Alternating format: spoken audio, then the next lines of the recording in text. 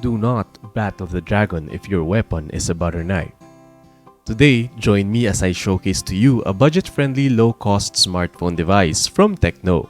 This is the Tecno Spark Go 2023. And let's start it up with quick specs.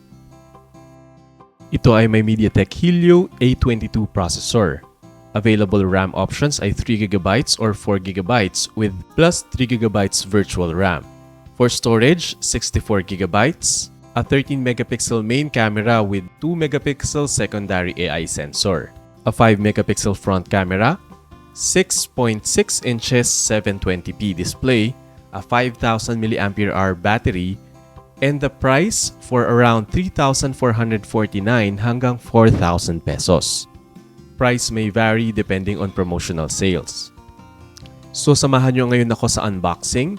This is the box of the Tecno Spark Go 2023 with a hip combination of white and orange with grooves here with a resemblance of the design of the phone that we will check out later. Showing some specs and a preview on what you will expect for this device. Opening the box will immediately reveal the device. We have here the 12 plus 1 month warranty card and the manual. We have a jelly case here and let's immediately test it out. As you can see, it protected the phone well. No cameras or edges are exposed. The case is soft jelly type and it fits the phone well. Mayroon tayong USB A to C charging and data cable. And here is a 10-watt charger. So now let's check out the phone. Let's go to the external part of the Tecno Spark Go 2023. The one that I have here is the black color. It is more of a dark chrome color with a bluish tint, and this is also available in purple and green. My preference is this one, the black one, as it complements the big black squircle cluster here with the two cameras, LED flash, and the fingerprint scanner. It might look awkward at first, but it grows on me as I use it every day. Mukha lang siyang iPhone 11 camera cluster on World 4 of Super Mario Bros. 3. Pero like what I said, maganda naman ang itsura niya. For a phone that is priced at 3,500 pesos, this is more than a decent looking phone. Honestly, as it grows on me, nagugustuhan ko ang looks niya. At the back is the fine line pattern perpendicular to each other. A geometrical design we have here. This is not glossy at all.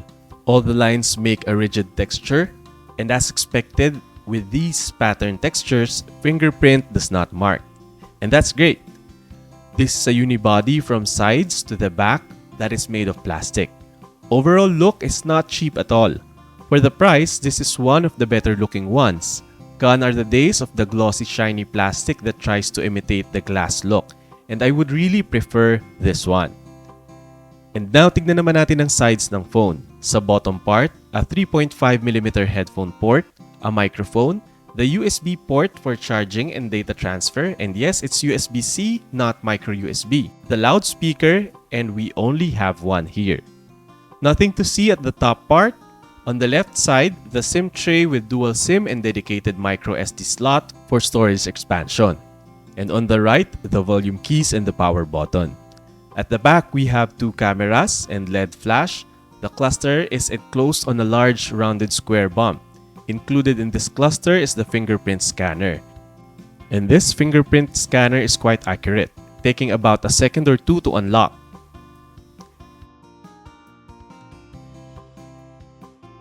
In front, a glass screen with no branding of glass specified. Front-facing camera at the top center. We have ambient light and proximity sensor around here, and the topmost, the ear speaker. There is a LED light here as a charging indicator and support light on selfies. The display is a 6.6 large display with 720p resolution. It is IPS. Okay na ito para sa price niya. The screen is okay. For a 720p screen, okay naman siya. Noticed a bit yellowish side. Viewing angles are okay. And I had worse screen before sa mga ibang mobile phones. But for 3,000 pesos na phone, this is a great display. Just right for daily basic tasks and watching videos here and there. When it comes to sound, basic single speaker is here at the bottom. Nothing spectacular, but it does the job to make notifications noticeable. Sound is tinny on the loudspeaker but can make clear vocals when you're using it on loudspeaker calling or watching videos.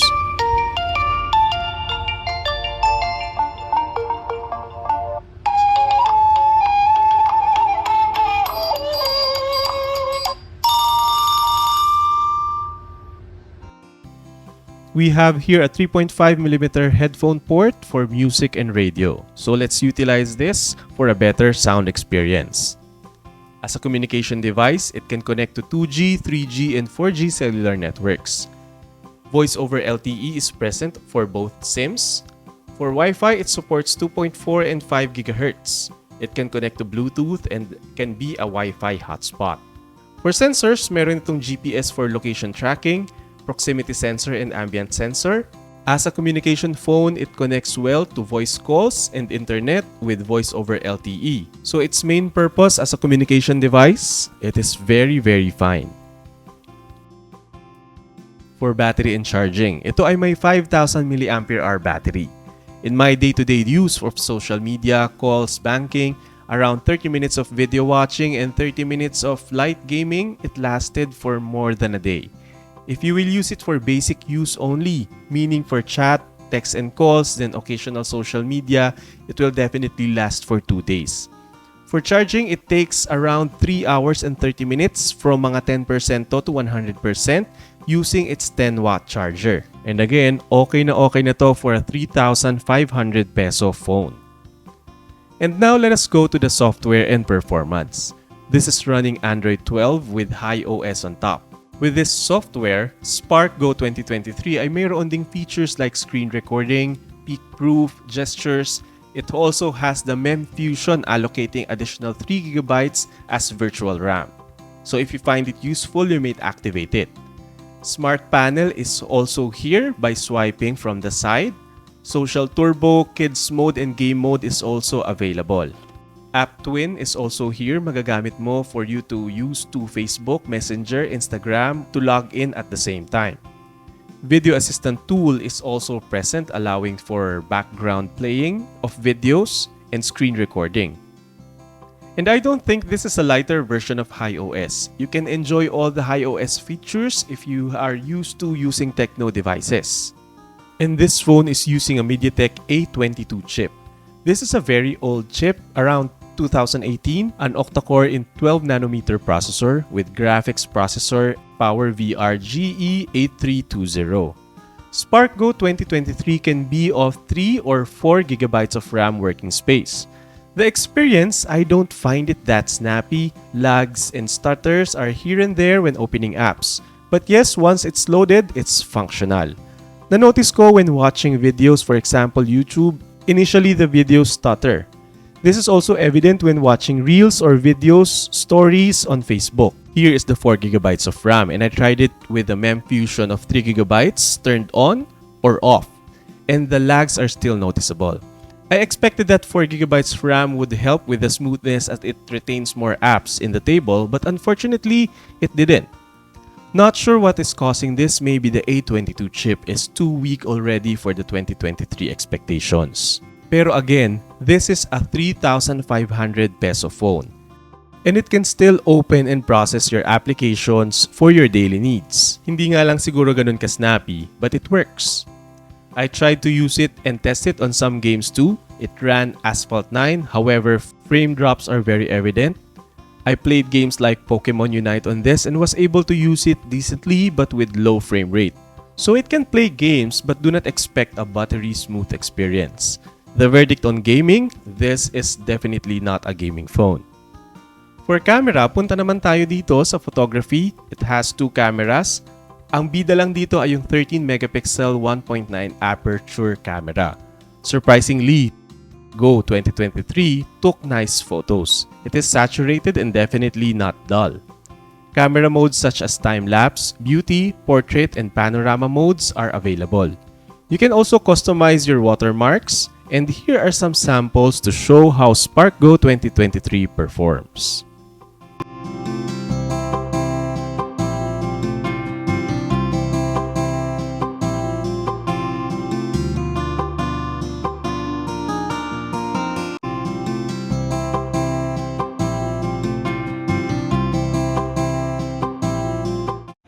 ito ang sample video recording ng front-facing camera ng Tecno Go 2023. So very basic lang ang video na pwedeng ma-produce nito. So what do you think? It's okay? Let me move around.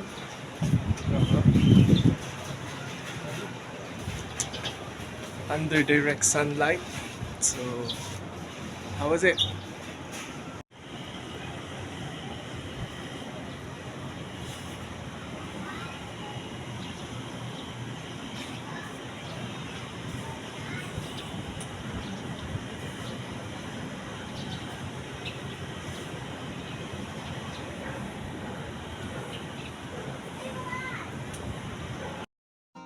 So to wrap up this overview, what is my opinion on the latest Tecno Spark Go 2023?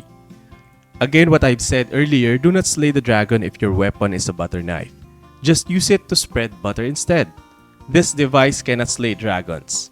This is not a very powerful device. The MediaTek A22 chip is, I guess, for my experience with the device, is underpowered to give out a flawless experience. This is made for basic use of connectivity with all the functionalities present if needed. Do not purchase this if your primary use is for gaming, and this is again priced at 3,000 pesos. Do not expect too much. It performs as expected as a very low price device. However, it's still super cheap for the things it can deliver. Other brands with this price, mayroon lamang 1GB or 2GB RAM. But this one has generous 4GB. I recommend this for those who just want to be connected. Calls, chat, messaging, banking, e-wallets, have this as a secondary or backup phone. So is Tecno Spark Go 2023 bad? No. Considering the 3,500 peso price, this is a great value for money. One of the best options if you have this as your budget. A good-looking connected device with a decent camera and long battery life. But is it for a primary device for a socially active person? No. A gamer? Definitely no. Better get a phone priced around mga 8,000 pesos pataas. So everyone, 3,500 pesos lang ito. Di na ako magrereklamo. For the price I pay, sulit gadget itong Tecno Spark Go 2023. Other options that you may try out para sa ganitong presyo na 3,000 pesos more or less, you can check out the Infinix Smart 7. Almost same sila ng Tecno Spark Go 2023 with Helio A22 chip. Halos magkamukha din pero ito ay using a micro USB port. Your other option is their cousin, the itel Vision 5 na mayroon naman 18-watt fast charging. Sa mga gumagamit na dyan ng Tecno Spark Go 2023, you may share your experience in the comment section. And that is it. I hope nakatulong ito para ma-experience ninyo ang phone sa panonood lamang. Subscribe to Lanicom Views. Follow nyo din sa FB, Twitter, Instagram, TikTok ang Lanicom Views. Comment kayo at pag-usapan natin ang mga views ninyo and learn from each other. This is Lanicom of Lanicom Views. Hanggang sa muli.